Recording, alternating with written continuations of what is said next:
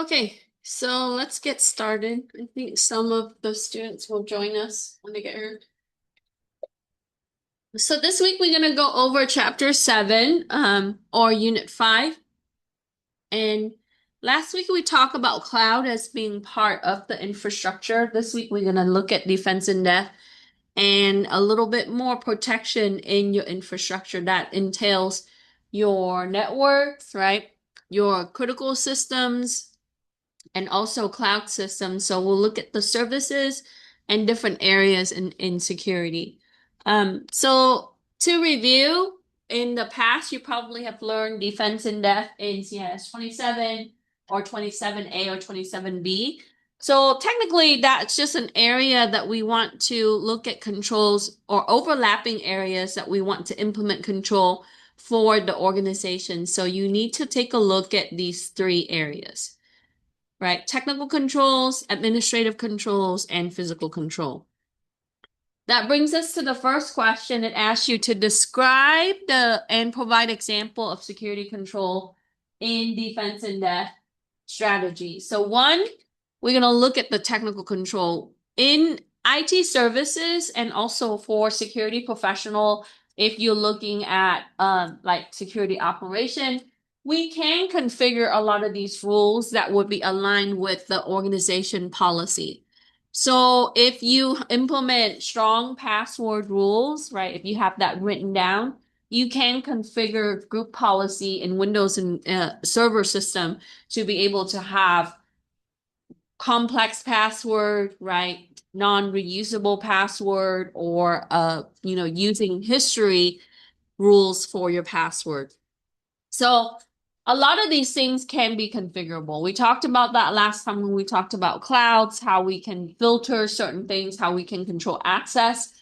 So we want to configure the rules on your security appliances, your firewall, your network intrusion detection system, your network intrusion prevention systems, and a lot of the security systems that you can use to detect and prevent internal or external threats. So we want to be able to set up these rules, block, right, or allow requirements in user access to be able to provide the technical control. So the majority of the things we do really focus in the technical area. The second area is the administrative control. So this is going to tie back to organization practices, missions, goals. And so we want to look at the policy that is written. They're typically just rules for practices in the business. And we want to make sure that we have regular awareness training program, things that's going to help us reduce phishing attacks.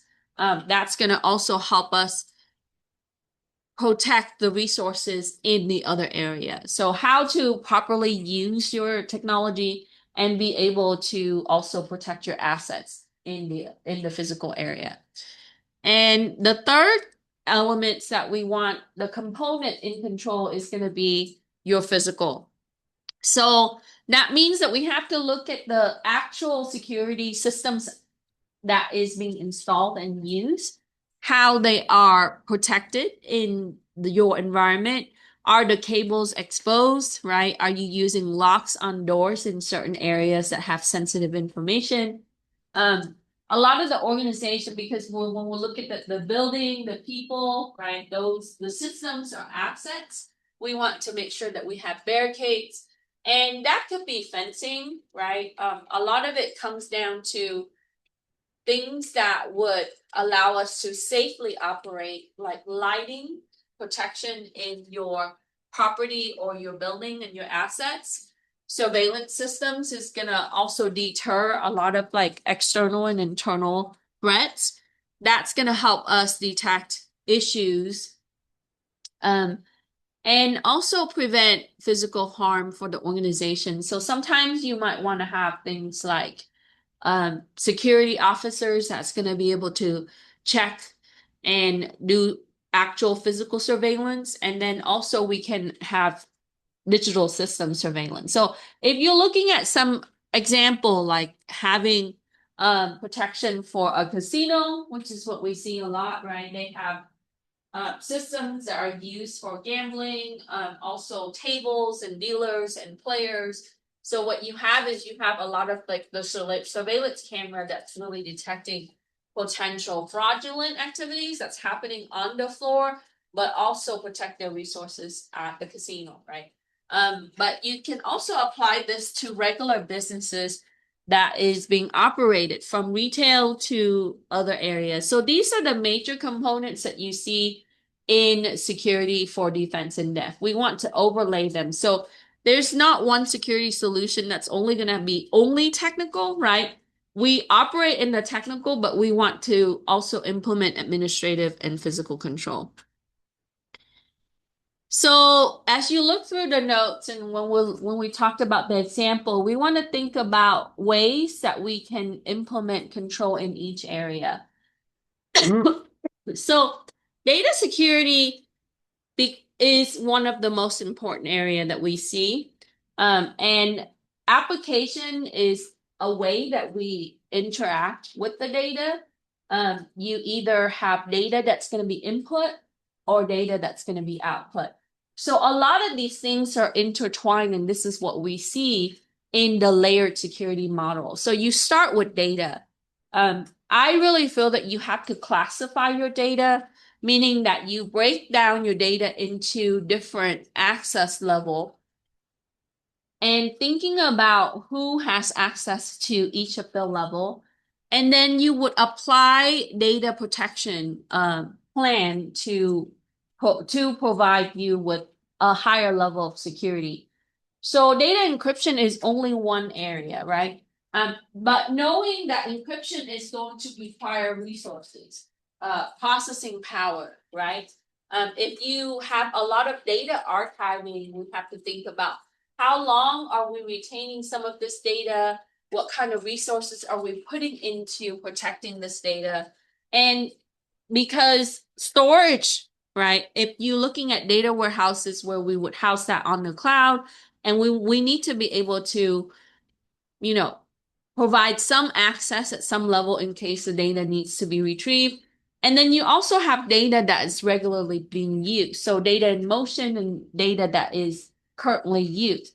So data encryption is one way that we can protect the data based on the classification. So you would encrypt the data that is highly sensitive, right? And then you want to be able to think about confidentiality and privacy in the data access level. So that means that we have to think about role-based or rule-based protection in access management, especially in your data classes. And I don't know if you have seen data classification policy. Basically, it's a document that provides the list of your classes and then relevant groups and users and systems that access these level. And then we would then apply the technical control where we would configure, right, the permissions for your data. So because data is really pertaining to objects in your environment, when you encrypt the data, right, you're gonna have to make sure that you maintain the encryption key. So there's element in encryption that we have to think about, especially with data access. And then application security. So building the application with security in mind is important, and using the application with security is important. So one, we need to make sure that we control input. So input validation is a big area for security only because we are dealing with things that can potentially be injected, scripts, that's going to help us reduce that level of attack. Now, also application can also have correlation to your databases and other type of servers. So that means that you need to make sure that your configuration for your application, especially your services and protocols, is well protected. Yeah, you saw a lot of your cloud systems, right? When we look at Shodan last time, some of these cloud systems house application because they're web application. And so you need to make sure that you look at the vulnerabilities in your application. Every software comes with some vulnerability. right? Some vulnerabilities are more prevalent than others, and if they consistently exist, that can be exploited. So we want to make sure we check the bugs here. Okay, so make sure we test our application, we have input validation. So the level of control here is only one area, right? You can add additional element to each of the security implementation. So input validation is only one area of application security, where we would think about like access level on the development end and on your critical servers and how it's configured as well. And then your endpoint system security, we want to really consider the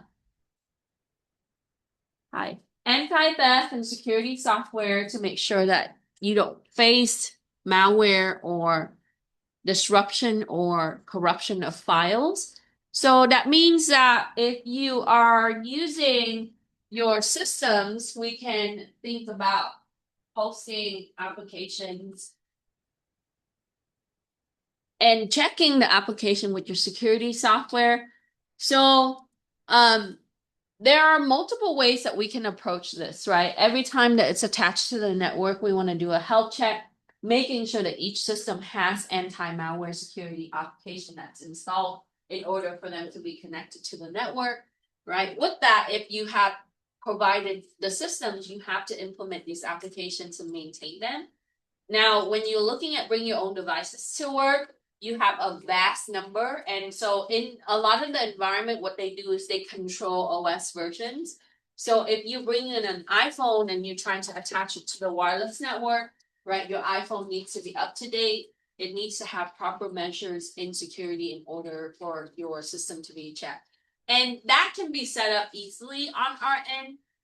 And then also making sure that the user understand the consequences of the malware, because bring your own devices to work tend to be a way to funnel in a lot of the issues that we deal with. So endpoint system security is also one area that we need to address because we have just vast number of systems that are being used. Then you have network security. So 80% of the emphasis in security belongs to this area, and it really comes down to network design and configuration, right?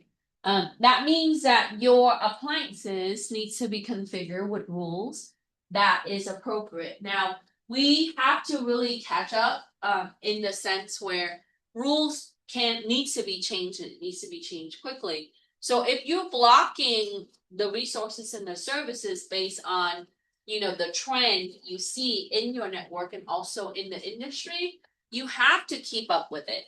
Because let's say that I block a certain public IP address because potentially that's the region of, like, for example, public IP from China that been recorded as an attempt for my attack.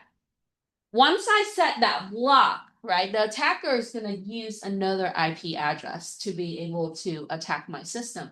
So your firewall list consistently needs to grow. Now, most people, we would then whitelist. That means that we would set up an allowable IP address list. And so that means that you still have to maintain it, right? Because if you have vendors and services, if you grow as a company, your firewall rules need to also be flexible. Now, inside, your intrusion detection system should be able to help you detect internal threat, while IPS and firewall is going to do its job for both inside and outside, right? So we have to kind of scale these areas to really think about, like, as an enterprise, as an infrastructure. And then you have application firewall that's going to deal with a lot of the things like components of your data and databases, along with network connections and configuration and services, right? I really, a lot of these things really drill down to a lot of this area. So access management from user accounts to configuration on your systems who remotely connected to your system to configure or remotely connected to your network to be able to access their resources and so on. Now, load balancing to block certain traffic, this can be configured on your network appliances, right? we load balance for performance because that's going to really help us with availability. But we can also think about like how we can divert the traffic in proxies, right? I didn't really specify that when I wrote that. It's kind of like a general statement. But when you see load balancing, it's kind of like setting up detours, right? In a congested area, or you want to be able to regulate your traffic so that way it's manageable. So that means that we can implement proxies, we can implement so we can set up proxy, right? Certain traffic, we're going to divert it this way, send it back to some of the security appliance, have it look at it again for inspection. But your general, high priority traffic, you can set up another proxy or be able to transmit that across different part of the network. There are many ways to really address this, right? Even in a cloud environment, or the regular network. So what you see is you really come down to prioritizing your network traffic for operation, but balance that act and coming back with, managing access that is not wanted. So this is a harder area. So if you get into network defense for security, a lot of people want to get into this area, blue team, right? What you see is you have to really understand the trend of your network. So you need to talk to network engineer and analysts to really understand what's needed, right? Because if you implement a solution that doesn't work for them, or with the current design, you're gonna have some issue. Either it's going to be bottlenecking, or it's going to open up the gates, and then you don't want certain unauthorized access. So this is some harder area. And then we talked about the physical security. So we want to have fencing, lighting is important, turnstile where we can control entry to our building walls, and even, hallways and how you want to navigate throughout the building. Now, some of that we cannot control because historically maybe the building has already been set up that way. You can implement furniture and different things that is going to help you protection, but ultimately some of these is going to really protect your assets, right? We have suppression system or fire suppression system to make sure that we protect the resources. So the majority of the business you're going to see, they use water based, like including here, right?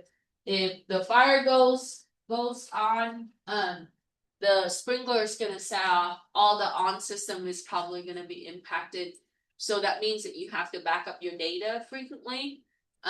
Now, we don't use gas-based system. I think some of them have been banned because they're not healthy for human, but there are other suppression system that we can consider so that way we can protect, the resources that we have within. So having locks, walls, barricades, fencing, even security guards, right? A lot of it is deterrent. Um, but buying the time to be able to monitor physical access. And then you can implement things like badges to the building, controlling access to doors. That's kind of like locks, but we can use digital environment to be able to see and look at logs on who's accessing which area.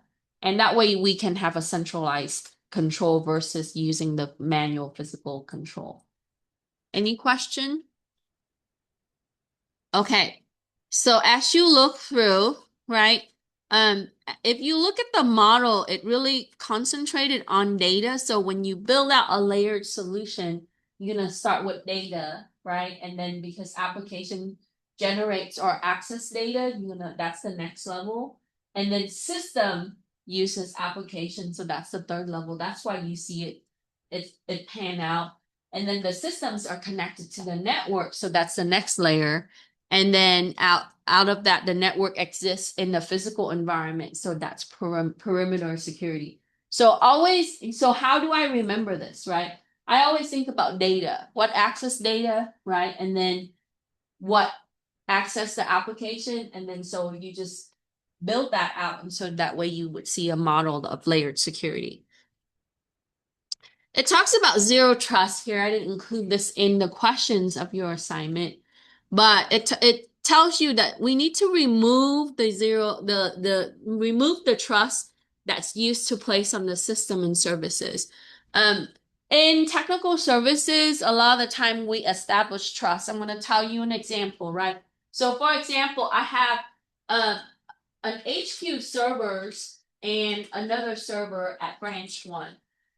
These systems have established trust so that way they can synchronize in services. Okay. So whatever I configure in the HQ system is going to trickle down to branch one, branch two, and so forth, right? We do that for the convenience of automation. Because by default, the system's supposed to synchronize every 60 minutes in the Microsoft environment. Why? Because let's say that I have new employees, I configure their accounts, their group membership, the permission for access. That's going to parallel, and I send them to branch two. I don't have to reconfigure the system, the child system in branch two. Now, in practice, they tell you, oh, we can't have these established trusts.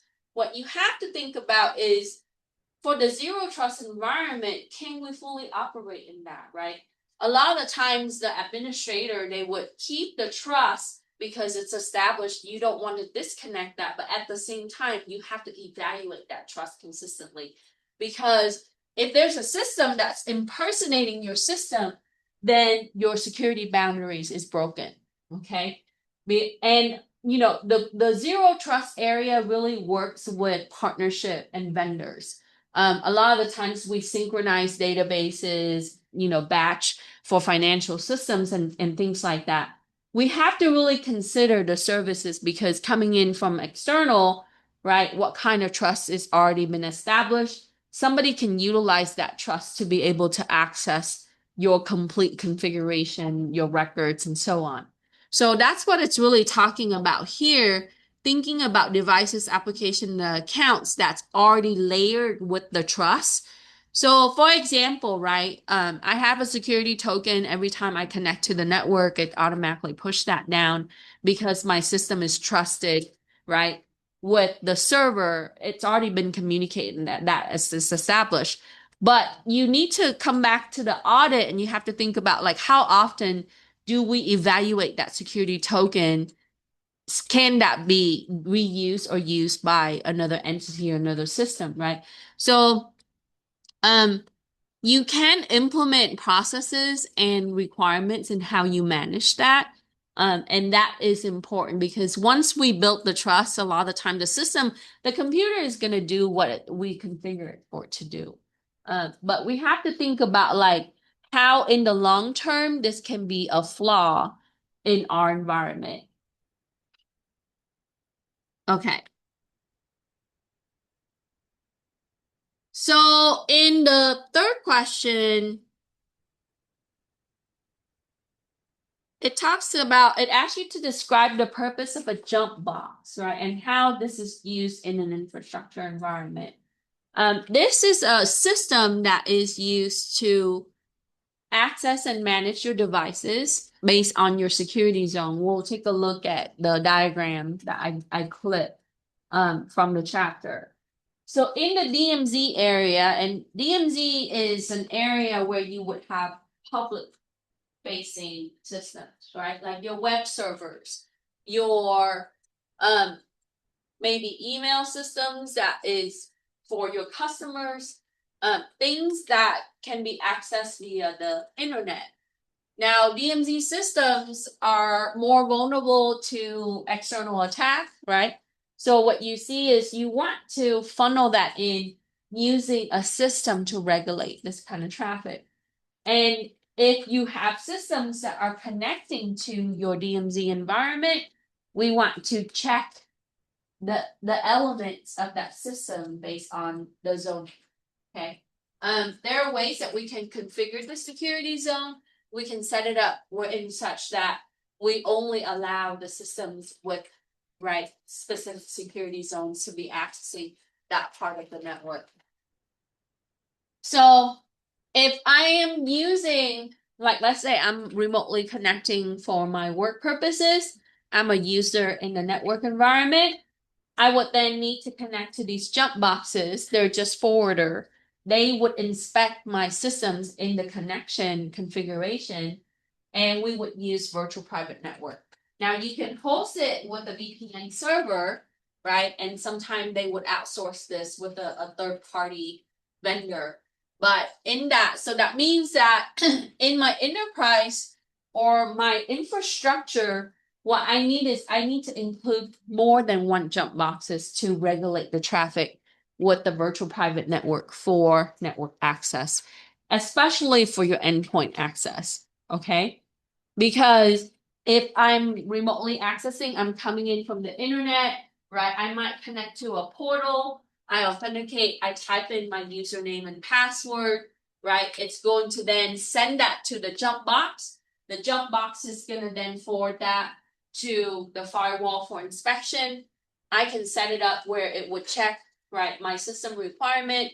Then it's going to funnel into a certain part of the network. So it's going to send it to the virtual private network server environment, and then it's going to bring me into remote access server.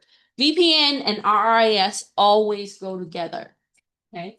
So when you set that up, you want to make sure that you regulate that traffic. Now, can I do a virtual network environment this way? Sure, you can do that.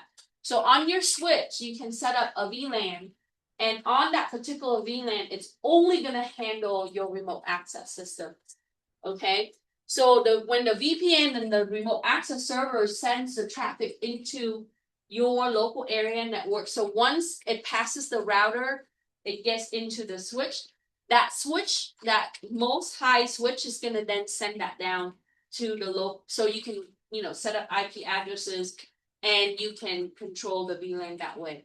The reason why we want to put it on a segmentation, which is what we're going to look at the notes next, because you can control who's doing what there, right? Compared to if you just bring them to their systems that is their desktop on the regular private network, then even with that you can VLAN those. Okay. So if they're coming in from remote access, we want to set it through VPN, and then we should segment it virtually and connect it to the VLAN. That's would be my suggestion. Not all administrators look at it that way, right? Do you have any question regarding jump boxes? So they're just another systems that control how you connect to the network externally coming in.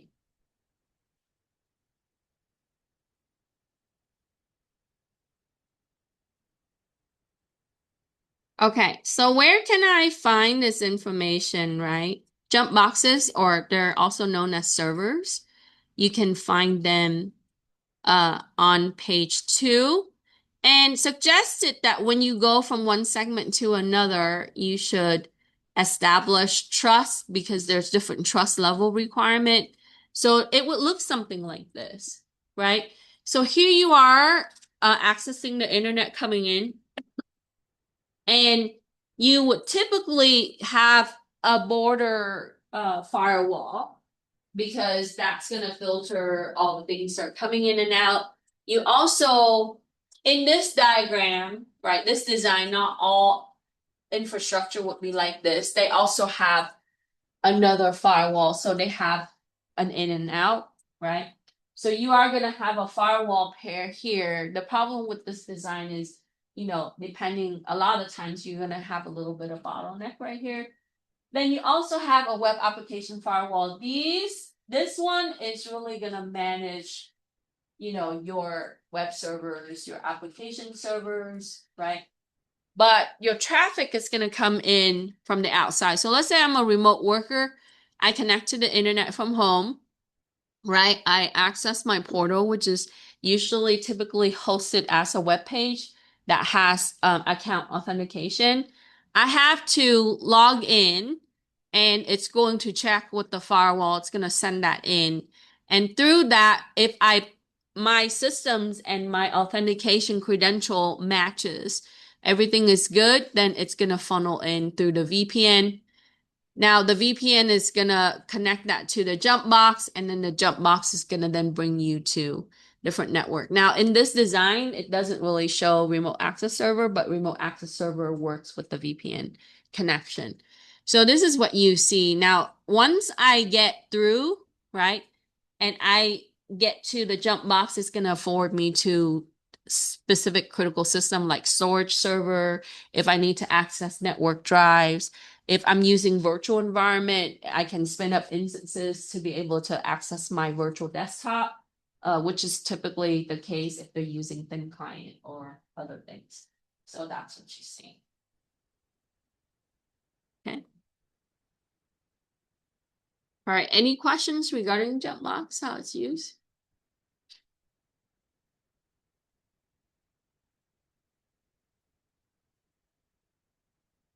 Okay, so let's look at, I'm going to bring 3 down.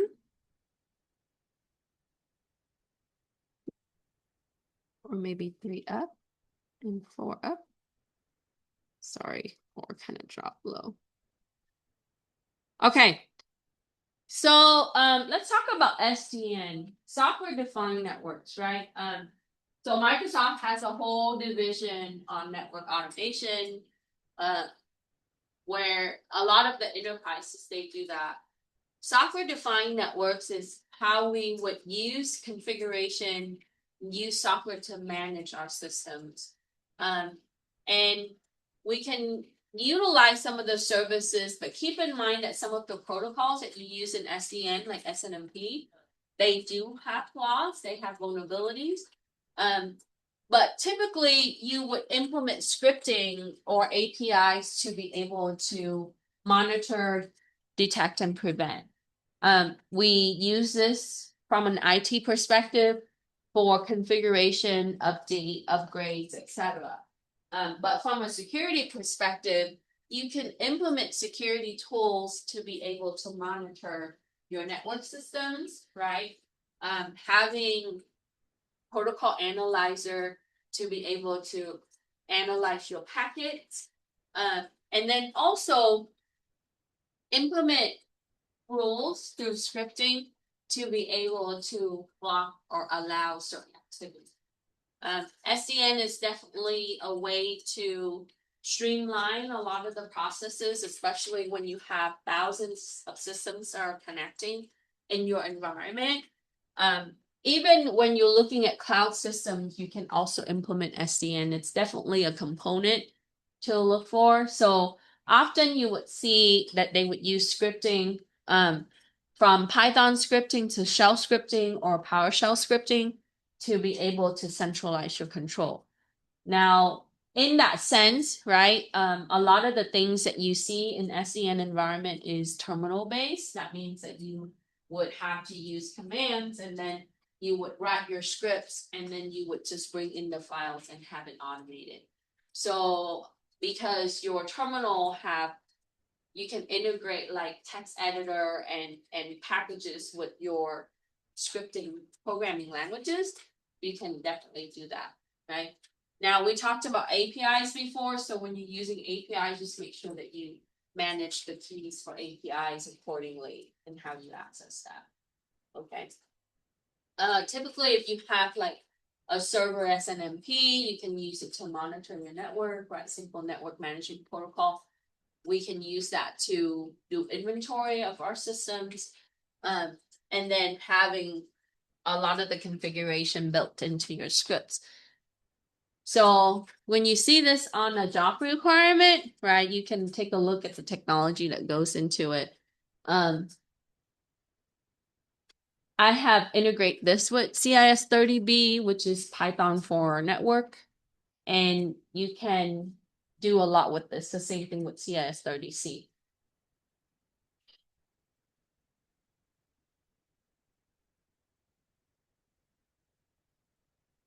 Okay, so software-defined network, you can use programming languages to do this, right? Like we talked about scripting.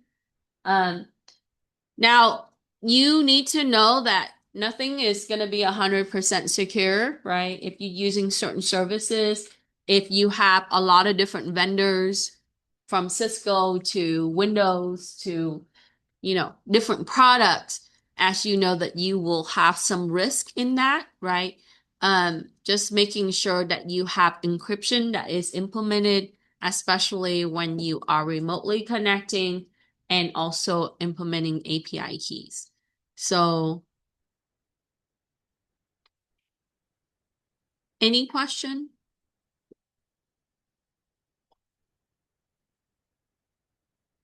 Okay. So I think you have probably have a lot of exposure to your virtualization from a hypervisor too, right? When you're using VirtualBox, that is a hypervisor. It's software oriented to your host where you can just bring up your virtual machine and be able to play it from a storage location. Cloud-based system is kind of like that. You can spin up your virtualization environment, but we need to really talk about how we would manage our virtual desktop.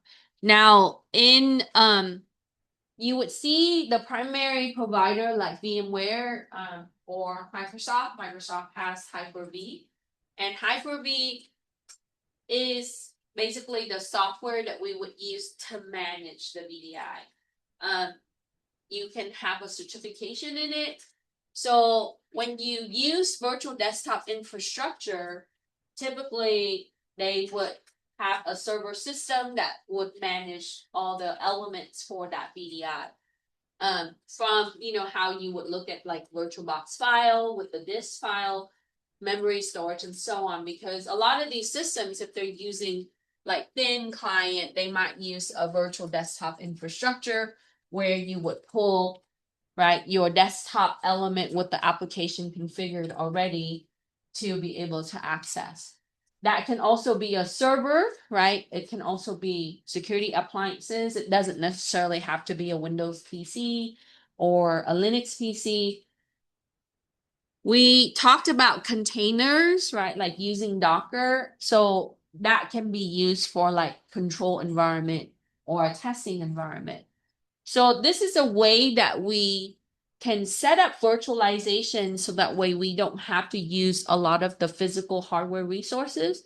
But at the same time, you can still have the same services with the infrastructure that is in existence by implementing cloud or using the servers that you have. And so this is a way that we can control how our system resources are being accessed, whether it's for the user, right, for your critical system, for your security appliances, and so on. So virtualization really play a really big key only because we have the software and the element that we can build out so we can simulate basically the network environment and the infrastructure in so many different ways. Compare this to many decades ago when we don't have this resources, right? We're very limited to the actual physical systems. And so we can save a lot of money this way. We can do a lot of things with it, from testing software all the way to testing your security configuration. Okay. So Docker can be used here. There's other products that you can see, but primarily you're gonna see like VMware using vSphere, Microsoft Hyper-V. There's some other products, but typically you see those are the primary for virtual desktop environment. Okay, so you might see Docker or Kubernetes in job description, right? And these really pertain to container. You have seen or done lab with Docker before, right? Where you install Docker in your Kali Linux. So Docker is just basically a software package that you can use. And what that does is it takes a storage location and it treats it like a space that is specifically for that purpose. It's kind of like, how you designate an area of your home for certain things, right? Like your garage is for car, right? But sometimes we use it for other things, right? But so Docker is really a way that we can control that storage, right, as a container. And in that container, we want to be able to implement, like we can use it to test malware, we can use it to test server system configuration, we can use it to, run some security API scripts. There are many things that we can do with a container. Another option to Docker is Kubernetes. This is also a very common part, especially on the cloud environment. So what does this mean in cloud? Cloud is just a remote server systems that also have storage. You can set up container on your server system that is in some, Amazon data center or Microsoft data center, right? But you need to manage your container. Who has access to it? Because your container might have critical element to your infrastructure configuration. You need to make sure that you monitor the services that's used, right? Ultimately, this is software environment as well. So you need to make sure that you patch, you update your applications and your operating systems that's in the container. And then you audit. Okay, so we talked about before, auditing is a way that we go back and check, right? If there are different elements in control in place, right? Do we have access rights managed? Do we have monitoring elements managed? Do we have the appropriate up-to-date, right? When I have you look at the security on the cloud, right? We looked at fingerprinting the OS, and I asked you a question, are these up to date, right? How do I know if it's up to date? Well, we need to see what's current and what's vulnerable. So you have to learn about what's existing vulnerability and how we would fix that, right? By closing out the security issues with updates. Any question? Yeah. I have a question for question number 5. Mm-hmm. Yeah, VDI system, as you say, is can optimize cost or set cost, but actually the in order to VDI system run, we have to high performance hardware and network. Yeah. Yeah. So definitely, that's a guarantee, right? So if you want to have virtual desktop environment that is effective, that is well done, that is accessible for the user when they need to, on demand, that's what they call it, right? You have to have good network performance, but you don't necessarily need to have a lot of hardware. VDI is really designed for less hardware, actually. You can have thin client, which is minimal, right? I might have 4 gig to 8 gig of RAM, which is the base now for thin client. It doesn't even need to have a lot of video graphics, right? You can have just as long as you have network connection. So typically it would pull your OS and application from the server itself. So when you log in, it's going to then bring down that's the VDI file, right? You see this with the virtualization. It's going to download it and then open it through the application. So the mainly benefits of VDI, what is the main benefit? It's cost efficient for sure. The main reason for the business perspective is cost. But the capital investment, I think, at the beginning, so let's say if I build a brand new company now, you're going to see that it might not be the first year that is cost efficient. But in maybe 3-year scale, return on investment is probably more ideal. I personally don't like thin client, but a lot of businesses use thin client. We use some of that here. We use some of that, in different businesses. The cool thing about VDI is that you can work anywhere. Yeah, it's kind of like, it also saves your profile. So if, let's say I have files that I save to my desktop, it's going to back up all the files to the server. That instance is going to be pulled. So every user is going to have different files.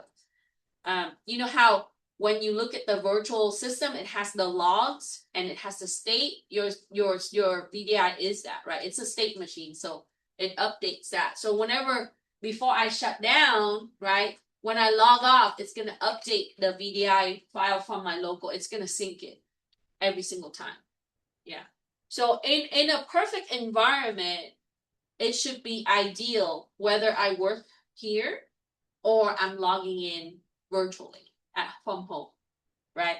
Um, and you can customize it with specific applications. So if I'm a designer, I would have a VDI with specific application, whereas if I'm in IT, I would have a different VDI. So VDI should be used for big organization. Yeah, we have some of that here too. Like we use it here for like different applications that are specific for a group of users, right? So you don't have to have a very large enterprise to do that, but I think because the software cost is much upfront, right? That's the capital investment. It's the software versus the hardware. Yeah, it ideally a lot of the times they use it for an enterprise level. Yeah. So if you have lots of locations, you have a lot of users, maybe virtualization will probably be better. So I've attended like Microsoft and VMware, vSphere. I had experience in vSphere for that. Yeah, initial sale with software licenses a lot. But once you have that capital investment, if you use it in the long term, you do see the return on investment in that. But we control it with, I think it's managed a little bit better with security now, because you can also manage how the VDI is configured as far as how it's accessed, who have access to it. So it's centralized for sure. So a lot of the data center that you see, right? Let's say that you use a local cloud company, they use VDI. Most of your, DNS, your Active Directory, a lot of those are coming in from VDI for sure. Because I talked to somebody that owned a data center locally, and he told me 90% of their stuff is all virtualization. Yeah, that saves them so much money. So they spent a lot of money just fiber connecting to this virtual environment. And, as long as you maintain the storage for the VDI and the processing power and the RAM, you're good. Yeah. So in the long run, I think it's money saving. You're right. Yeah, initially you're gonna have a lot of investment and definitely networking capability needs to be there. Okay, so let's take 6 down. Okay, before we answer this, I'm gonna come back to here.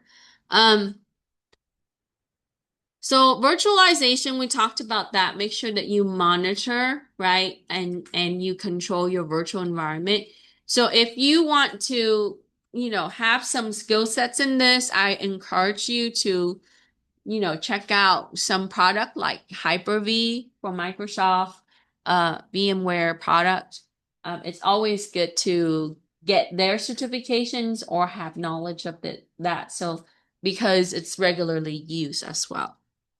And then I added some tools that you can use for asset management and asset tagging, which is the next question we need to answer. So for 7, it says in asset management, what are the benefits of asset tagging? Tagging simply that you put a tag, a sticker, right? You typically it's just a scan bar like a UPC code, and you would scan it to control your physical assets like your desktop. You see that here for RCCCD tag. So they would tag anything. Typically, you would see most companies tag things that are $500 or more because that's considered a capital investment of each system. So anything below that, they lost and over the time that you use the depreciation in the equipment is not worth it, I guess, for management. But it is a way that we can identify a specific system for support, right? And maintenance. So if you're using Dell or if you're using Lenovo, if you're using Cisco, right? asset tagging is a way that we can categorize that specific device for a specific vendor and the warranty that comes with it. And some of that is the responsibility that's locally to the IT department, and then some of it is going to be for the vendor, right? So if you have extended warranty, any kind of replacement, you have to go back to the vendor, but you still have to keep the device working, right, for the usage in operation. And it is a way that we can control physical theft. So, if somebody walks out with the system, right, because it's tagged, we'll be able to know which system has been taken, right? A lot of the companies, they might put anti-theft type of component to the system. So it might sound off the alarm, or they might lock it a certain way where you can't take that and open it outside of the facility and so on. So it's really a way that we can manage our inventory, maintain our systems, also require vendor support, and then also deter theft. That's important. Okay. And I included the tools that are listed on your notes, right? You can check them out.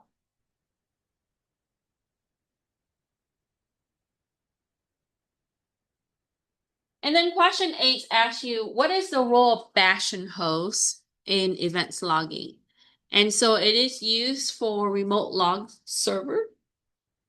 This is a way that we can monitor and analyze your infrastructure only because our infrastructure is vast, right? It's why you have systems on the DMZ, you have private network systems, you have endpoint systems that are connecting into your networks, right?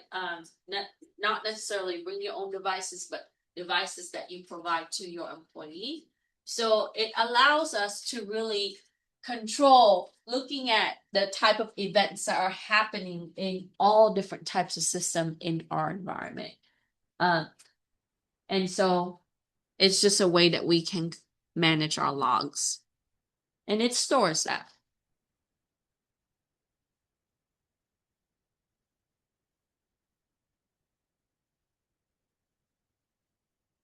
Any question? It's just a name, right? Bash and host. Okay. So logging, right?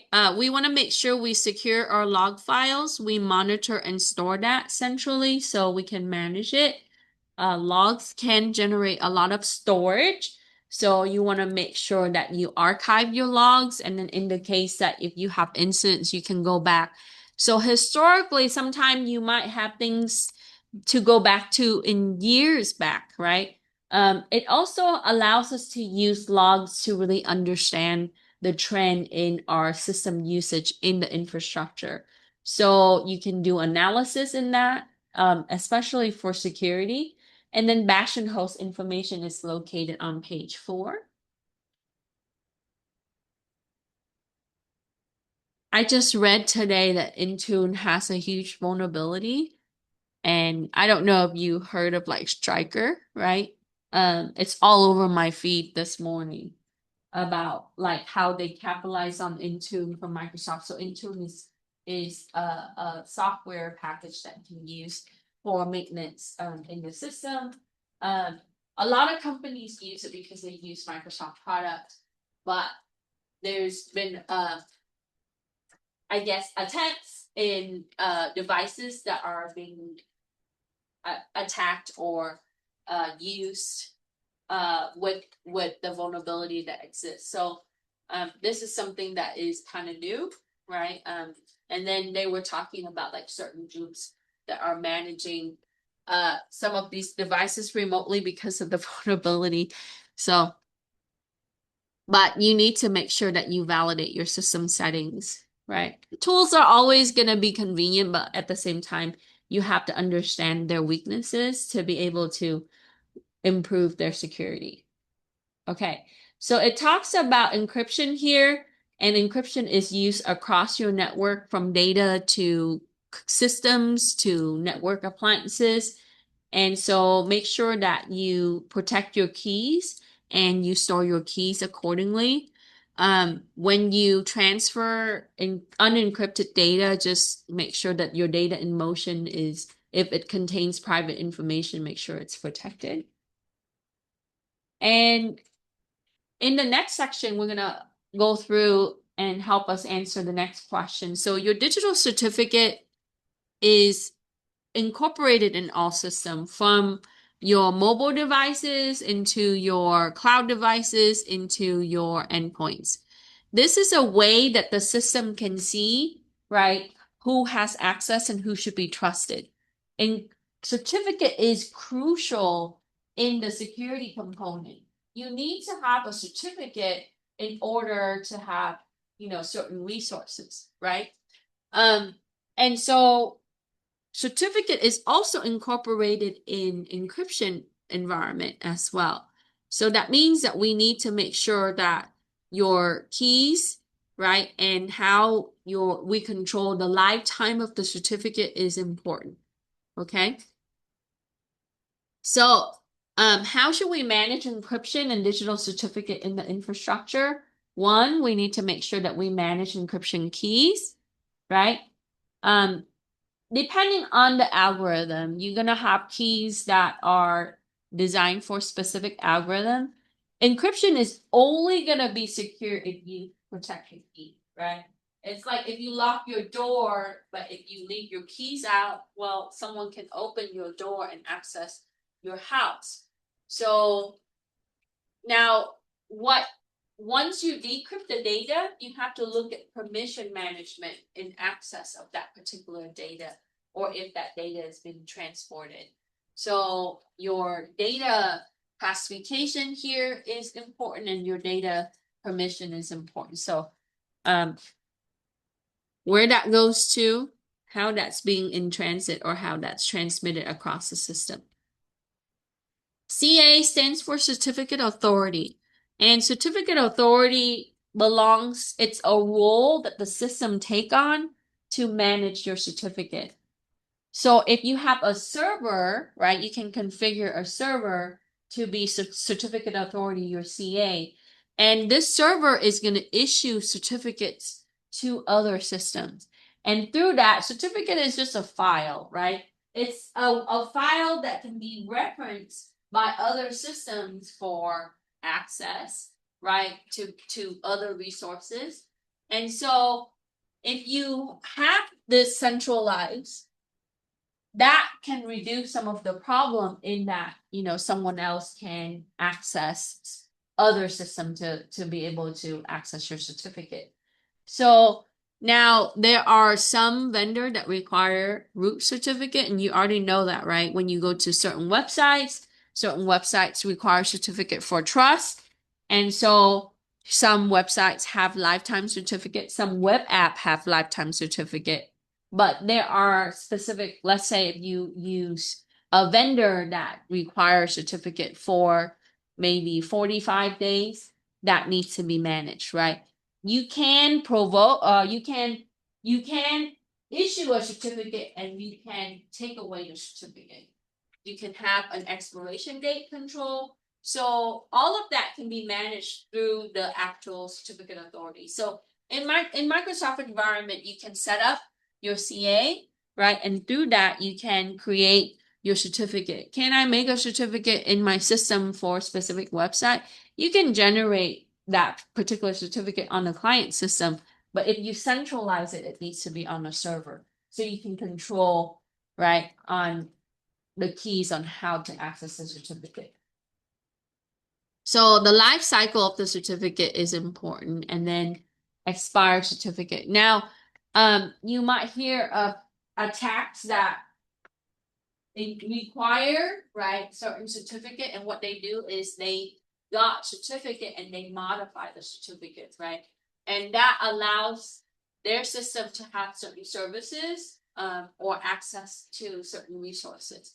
So in the case that if they want to be able to have certificate for to access protected system, if they grab a hold of your certificate, they can modify that. So we want to be able to control that and manage it.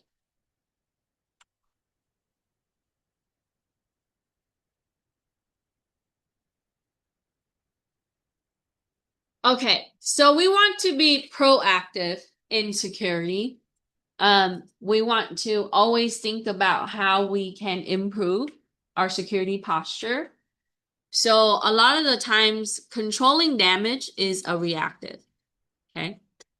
But post attack, what you need to do is you need to possibly think about how you can use that to further understand and improve your security in your infrastructure. So when you are countering an attack, that is a way that we react to an attempt, right? But really understanding how to be preventative is to make sure that you have a thorough understanding of your vulnerabilities. And I emphasize that a lot. Your threat analysis and vulnerability analysis is going to really help you in the long run. So when you do recon, for a lot of the times, it's really help you understand what countermeasure you're gonna have. So if you do your homework, right, and you continuously to do that, you have to have continuous evaluation. It's not a one-time thing, and it is something that constantly drives this industry for sure, right? You have to understand like which software. Like I told you, right? We've been using Intune for a long time. Everybody uses it. It's great.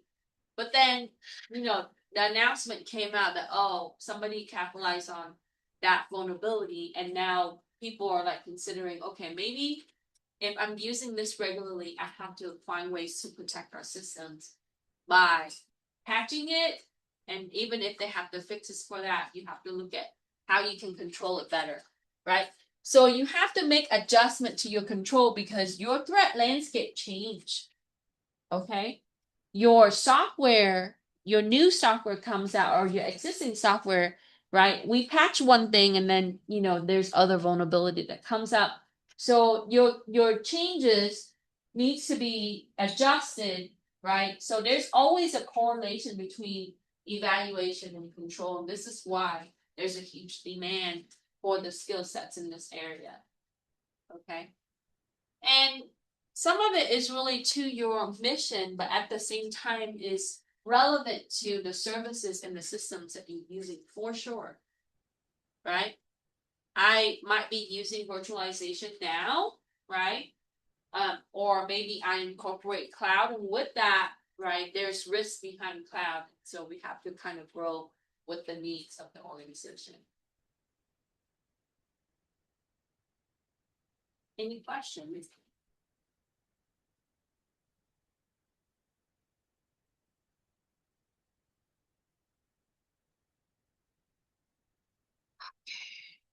Let's take 11 up. Okay. So part of the lab today is to kind of, you saw honeypots when you did Shodan, right? Lots and lots of them. Honeypots is a way that we can understand the trend of attacks, especially targeting our environment. So you do see some of that. But I'm going to tell you now, right? If you're going to put honeypot out there, just make sure that you understand the consequences of a potential attack coming in from honeypot and making sure that you control the traffic through that area well. Okay, so that means that security implementation needs to be in place. Even though you might put things on that server and that server becomes vulnerable, but that if that system is connected to certain part of your network, right, potentially someone can go through that route. Okay. If they can get through, right, a simple connection to, the White House library to get to the White House, then they can still get from a honeypot to other areas. So you got to make sure that you implement security, especially if that system is attached to your network, right? So it is used to really capture the traffic. A lot of times you would see a network protocol analyzer being used on there. It is a way that we can get the log information for attacks or even banner grabbing like what we've done on some of these honeypots, right? To kind of see the tools and the techniques that's used. And so when you do a curl or a wet web, like what we've seen, right, in our exercises, it basically launch requests for services, right? When you're grabbing headers to certain service, basically it's going to inquire for that service, waiting for the response. That's how we're able to fingerprint the operating system and the software that's used. So that means that if you use active tools against that honeypot, the honeypot's gonna log it. So it's implemented so that way we can see the pattern in the tools, right? And the traffic that's being generated. Everything comes through the network externally coming in, right? Through the internet, we would see public IP, we would see the type of services. Like if I'm doing web server banner grabbing, I'm gonna see HTTP requests, right? With the handshake. If I'm using a certain command, right, that's gonna launch. And so you're gonna see a lot of that. And with that, we would then implement security measure. Have you done, if you attempted something, it works the day before, and then when you try it again, right, it doesn't, it's 404 or it's an error, right?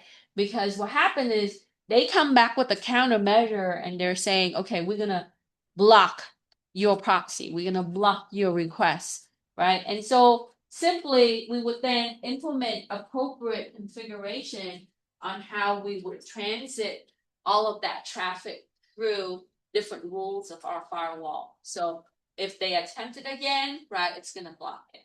So it's a way that we can understand the outside traffic coming in and the potential attacks in our network environment. Does this work? Well, I mean, it's a way to lure attacker in that form. But if you're using search engine like Shodan, it's going to show you apparently that's a honeypot, right? And but sometimes attacker would go and look at the honeypot to kind of understand a little bit more on how they would be able to uh, look at your services, I think. I have a question. Yeah.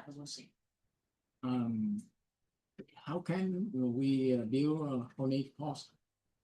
For a public honeypot, you simply have a public IP. A lot of times it's just a public server, right? And then you would put applications and things on it. You can run honeypot packages. So like today when we set it up, basically you set it up through web, right? So using 480 or 480. And then instead of your local IP address, you would then configure that with your registered public IP address. So if I have a network environment, let's say I have 5 public IP, I use 4 of the public IP for my DMZ or whatever, my infrastructure, I would reserve 1 that's going to be external so that way the world can see. So you host it like a regular. So it's a different system, or it's the same with the real system? You can use a virtual system. You can, a lot of them are, right? You can use a regular physical server that's connected. Some of them are cloud-based. So, example, if I go to a website, this website have a honeypot, and but I am a real customer, so I go to that website. I register some service on that website, but how they can So this thing customer and attacker. yeah, okay. So technically honeypot is not really used for a customer. Let's say that I'm a customer and I mistakenly go there, right? And I might fill out some information. That information will probably doesn't go anywhere. A lot of the times honeypots are placed there with things like things that would attract maybe some landing page, maybe sometime driver files, maybe like a folder that has fake passwords on there. So if they traverse through your honeypot web server, right, they might find something that an attacker probably look at that as maybe it's relevant, but it's not, right? So it's a trap. So basically, if you land on there as a customer, there's not a lot that you can do to it. Okay. A lot of the times they would put things on there like a landing page and maybe some files, some folders, and then they would run some monitoring tools in the back. And that's what you do. Okay. If you really want to make it like a full-fledged server with a lot of things on there, like a form where people actually fill it out and see if they can do SQL injection. Invest in the real system. Right. So it's a service that you run as a honeypot so that way you can gather some information. It's Yeah. not a distinct system. You can make it look as real as a web server with some element to it. But a lot of the times it doesn't really have it. You shouldn't have any kind of data repository linked to it. Only because one, right? So, like someone can go there and they can fill out some information and it might, and you can have it where it's just delete their information. But yeah, so if a good honeypot will probably have something that's enticing, right? But at the same time, you would consider a way to really lower the traffic to you. Yeah, it's a service that you can set up. Okay. We'll do some of that. Okay, so last week we talked about Cloud Access Security Broker, right? And when you're using cloud resources, this is a way that we can implement rules and enforce them, right? Rules on how our resources are being used. We talked about that last week. So we'll do we'll use some packages, open source one for our honeypot.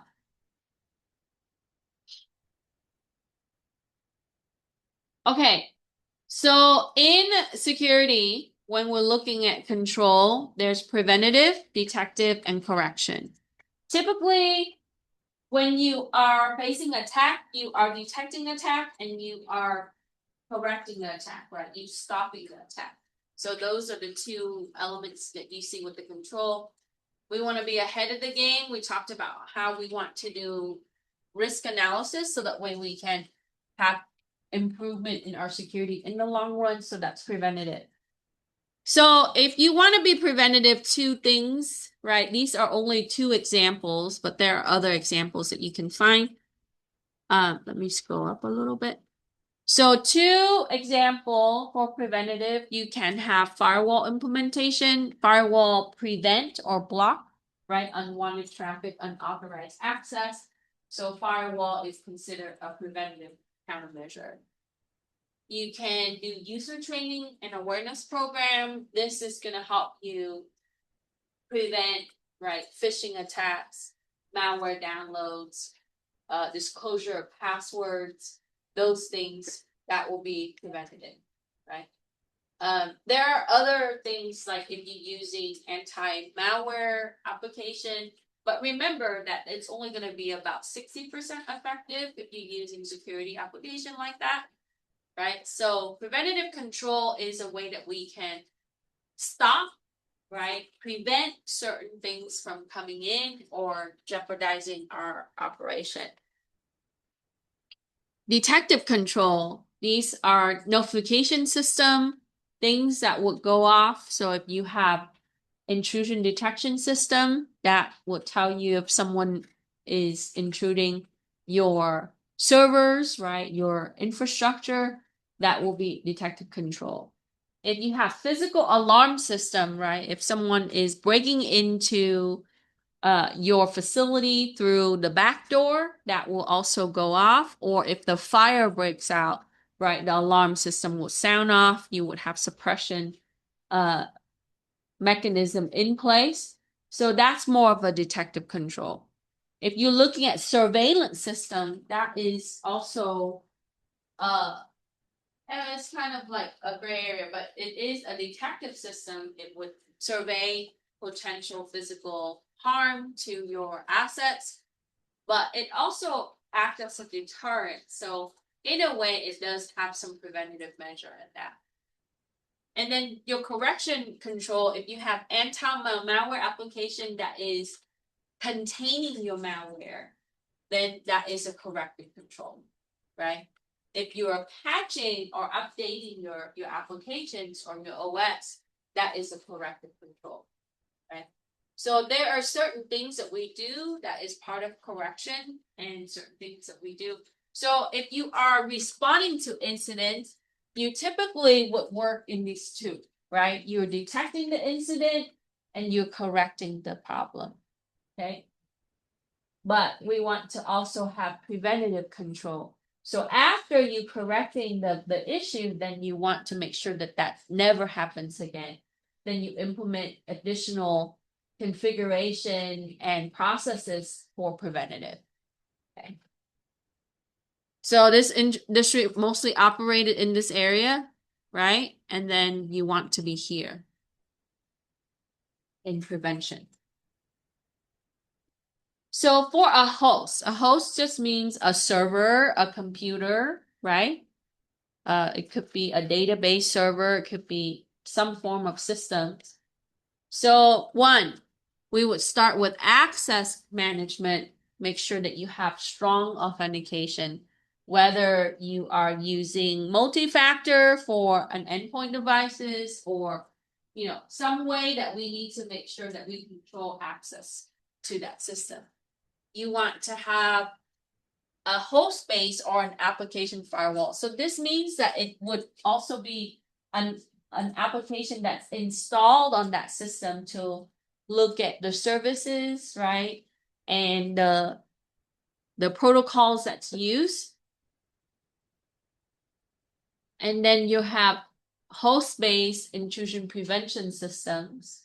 So you have security to prevent, right, your potential intrusion. You need to have DLP, so you want to control permissions to your data. And we use the firewall here, so technically this is part of your firewall, but whitelisting and blacklisting can also be in like permission and privilege to that system. So what we allow and what we don't allow, and this is part of access control list. We would use security application to prevent malware, right? And some of this you would see that security software that is host-based offers. I can install a security application that has anti-malware along with like maybe firewall or even VPN services. And some of that can also help me with like data management. It really depends on the application that you're using or the solution that you have. But these are some of the elements that you see. Let me bring 13 down in case you're still working on those. It goes on. Right. And then we do patch management and vulnerability assessment. This is really important for us. This is going to help you. We talked about how this is more of a corrective action, right? So once you correct, you need to make sure that you assess it again because software can continue to be vulnerable, especially operating system. And so with that, if you understand the vulnerability and you are ahead of the game with the patch management, eventually you will be in the preventative area. And system hardening can tie back to this, but it also ties to configuration and change management. So, like updating your firmware, especially when you're working with IoT devices, but you also need to configure your firmware. So when you're dealing with IP cameras, or autonomous systems, making sure that you understand the vulnerability in your configuration and your services and configure it in a way where you can still use the service but protect your services, right? Yeah, for sure. Sure. You recommend for how to configuration management? What software or what method or something else? For configuration management, There are auditing tools that you can go through to first check if there's things that are missing in your configuration, depending on the type of systems that you use. So that's what I would start with. There are packages they sell, especially for configuration and change management. If you're using Microsoft products, there are tools specifically for that. Yeah, so I can give you some recommendation, but yeah, I would start with auditing the configuration to so what it's gonna do is going to look at like what you configure for what services, and the software is only gonna be how it's built, right? So from there, then what you can do is you can fix the missing things. So you know, a lot of the configuration management tool would have those elements. Okay. But if you don't want to get the tool, then I would audit and then I would go back and fix the problem. Okay. Yeah, so we can take a look at some of the options for you. Are you looking for Microsoft products or Windows? Yeah. Okay. But tools are only as best as they are built, right? So yeah, I mean, out of the box solutions are never 100% perfect, but there are some open source options too. So, and then we talked about permissions and encryption. So, what we want to make sure is we want to protect our objects, right? Like your data. So, these two would correlate with data and also applications, data that's being used by the application. File integrity. So, we want to monitor that. And this can be, hash based comparison, looking at logs and then managing your physical access. So this is more of a general list, right? If you want to dive deeper into like network configuration and all of that, so that will be scaling now. So in a security plan, at least you want to really think about like the model we talked about at the beginning. Data, right? Systems, networks, and then the overall infrastructure.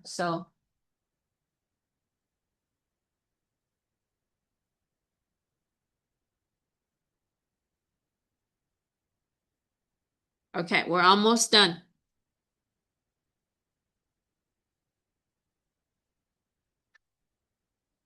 Okay. So when you're analyzing an infrastructure, you need to have different views for different activities. If you're looking at events or incidents that is based on historical data, right? This is considered an operational view. That means that what had occurred in operation is what you're using to understand your trend in security. Okay?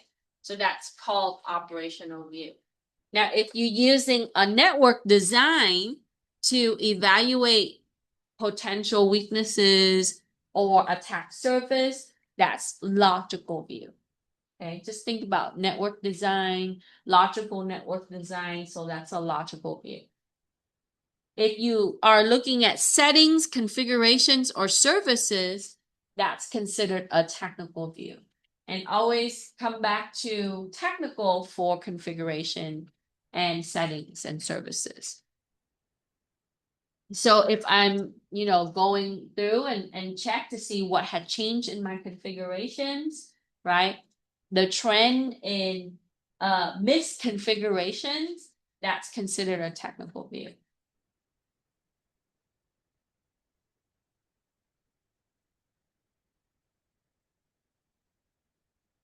So beyond this, right, if you take CIS-41D, that is now Security X, it used to be called CASP. It's gonna run this summer. I tried to offer it this current semester, but they had canceled so it's gonna be available online in the summer. So if you want to complete your certificate, 41D is the next level in the certification. I've had former students that work in security and they have gotten Security X certification and they have successfully improved their position in the company. So that class continues this conversation about, how you manage an enterprise or an infrastructure. So it's going to be at a more higher scale. And in that class, if I teach it, I have the student design a security solution for the infrastructure. So you kind of have to understand like some weak area, and understanding how you would implement security solutions in these based on these, right? So you can pursue Security X after CYSA, right? That's the recommendation. Okay, so we have human errors in our infrastructure. How can we reduce this? We can automate some of the monitoring and alert and detection because, we have limitation. We can't catch all. Sometimes we might miss things. So systems can function based on what you specify for it to do. So we can have that automated, right? We talked about SDN, implementing some services with SDN, implementing some tools and security solutions with that. We want to control the interface on permitted activities for the users and our environment. Only because when you do that, right, the people are not exposed to other options that would entail processes that opens up problems. A good example for constraining interface is Coinstar, right? When you approach a Coinstar system, you cannot do anything else except for deposit your coin and press start, right? That's a way that they constrain the interface for a process, okay? When you are doing self-checkout, that is also constrained interface, right? But you know that a lot of these run either Windows or Linux system.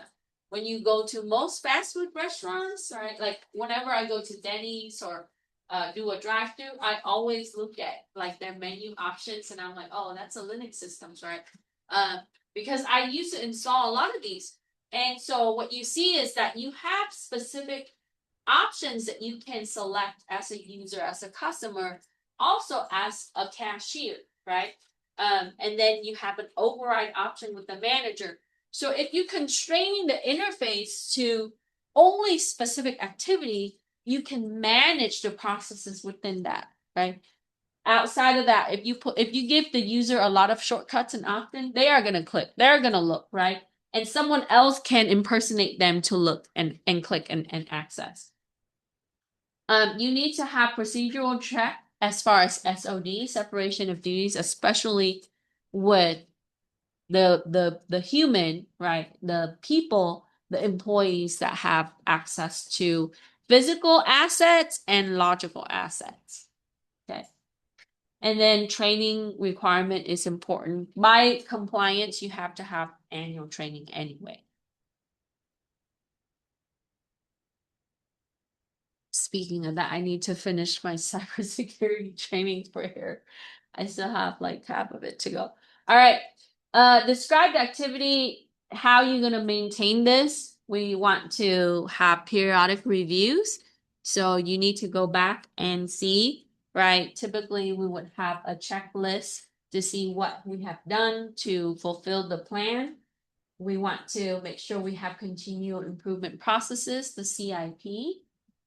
And then if some processes are no longer used or rules are no longer applied, sometimes that changes. It also changes in business approach, right? So for example, I used to be brick and mortar store. I sell stuff on physical, but now I'm doing a lot of that online. You do see some of this, right? Like Target, Walmart is a good example for that. They have transitioned. You're gonna have a hybrid environment, so you might retire some processes. You might have new rules. So you are going to get rid of the processes. And within that, you have to correlate the processes with the systems. Okay. And then the part of the network, sometimes that could be a whole segment. And sometimes that could be, and then you would add. So for example, I might have now vendor that sells for me. I might remove some division in my business, and with that, I remove the rules. So you know, and this always correlate to systems and services for us. Okay, so with that, you have to do change, uh, and configuration management. Um, and then we have to document. Why do we care about the retired process? Well, because potentially, right, um, that can reduce some risk for us, or sometimes that can generate some risk for us. It depends. But you need to document that, and you need to document the requirements. This constraining interface belong to developer duty. Uh, yeah, some of it, but also sometimes it doesn't. For example, right? You might have custom desktop environment for your user or roaming profile, right? For Windows environment. You can control a lot of that. Um, what kind of application they have access to, what kind of resource. If you're mapping your network drive to a certain user accounts or group, right? So, you know, because I've seen people who manage this environment where a lot of it is either laziness or the lack of care. What happened is, you throw everybody into a group and then you just give permissions or privilege to that group. Um, and that is not constraining. It's now, now I have shortcut to application that I don't need, right? Because it's out of convenience. So for example, like I'm an employee here, but I'm also a faculty. So I should belong to a certain group membership. And with that, I should have a specific interface. And then, least privilege requirement. So you have to think about like what they have access to. Because if you give them more things to open, they are going to open, you know. So, yeah. It doesn't necessarily have to be an interface, but a lot of the times you see that can be a really constricted way to force people to do certain things. Like I can only do two things, right? And when I go to McDonald's, I can select the item on the menu, right? Add to cart and check out. That's it. But you know that when that system can be Windows or Linux in the back, right? I don't want the user to start, accessing files and different things. Yeah, Coinstar is Windows in the back. It's still running. I think now they're on 10. Okay. Any question? I can't believe that there's Redbox still. Like I saw some locations that you can still. They're all shut down. They've been shut down for years, but because places that have them are the ones who are now responsible to get rid of them, and it's expensive. They don't go See to them at grocery store where people can this. check out. Like yeah, like they They can went out of business. they can what? No, it's still there. Their logo, their full Redbox logo is. I think that they've been bought out by something else. But you can also remotely check out. Like you can lease a movie with the account. I've seen it at Winfield and another location in Moreno Valley. Like there used to be a huge contracting division for Redbox for sure. But yeah. So you think about the processes, right? Now everybody is streaming, so a lot of those things kind of went away. Okay, let's stop. Oops.